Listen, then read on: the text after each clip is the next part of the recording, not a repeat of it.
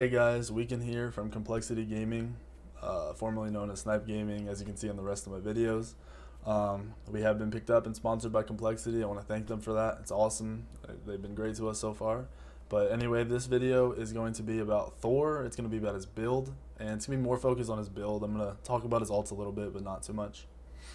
To start off with, a really good point or spot on the map for you to ult from is going to be the Fire Giant pit and the Gold Fury pit. If you can ult from these places without being spotted on a ward beforehand, you're usually going to be in a really good position because a lot of people do not ward in the Fire Giant. If they're good players, they're smart players, they're going to know it's a Thor. I want to ward here specifically because it's a great place to ult from. It's really well hidden. But in the lower end ranked casuals, when you're first learning, it's an awesome spot. So it's something you want to keep in mind. Another point is I mentioned Gold Fury, I mentioned Fire Giant, but when you aren't in a specific area, you want to try to ult where they can't see you go up in the air or hear you, but mainly see you. As you can see here, there's no way they could see me from the side. If you can get behind them or beside them, you're going to be in a great position, and there's no way they're going to know. Unless someone calls it out, you're really going to be clear to ult and take your time and be free. In this situation here, I'm in the same kind of position, but on the other side of the map, but they noticed.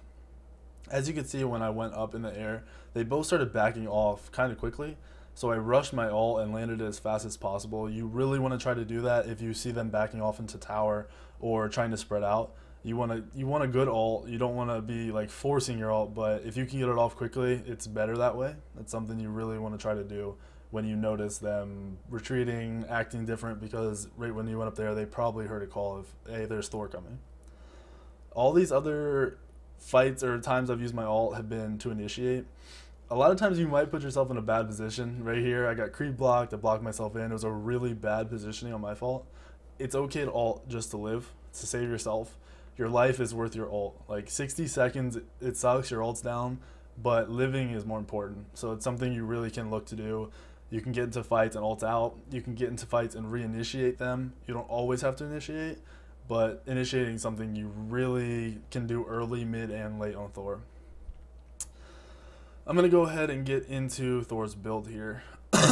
Sorry, guys. You obviously want Warrior Tabby Boots, but the first core item you want is Jotun's Wrath.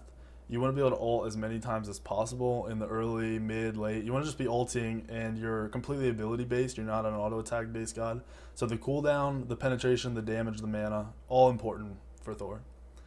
After you get Jotuns, you really want to start getting into that tankier build, but you still do need some damage. So you're going to look at Shifter Shield. You're getting 40 damage off of this. You're getting protections. When you're lower, you are going to have more protections. You're not going to die as fast. When you're above a certain amount of health, you're doing more damage. So it's a great item for Thor. Third core item is going to be Magi's Blessing.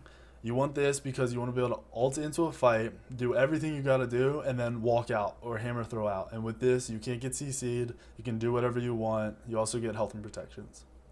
After that, I like to go into Hide of the Urchin. I picked this up mainly because I want to stay and fight. I don't want to have to ult in, initiate, do my damage, and get out. I want to get in there and stay in there. So I pick up Hide of the Urchin. You get health, protections, and it also stacks and gives you more protections. Now to round out my build, I go Titan's Bane. You get the added penetration and the damage, and because you're already so tanky, this is a great item to finish your build with. You're also going to destroy towers with this build really quickly. That's something, it's not super important, but something you want to think about. If you aren't going to go full tank build, you might want to go into a really heavy DPS build if you're ahead. And in that situation, I go Titan's Bane 5th item, and that's just because I'm ahead. I want to keep doing as much damage.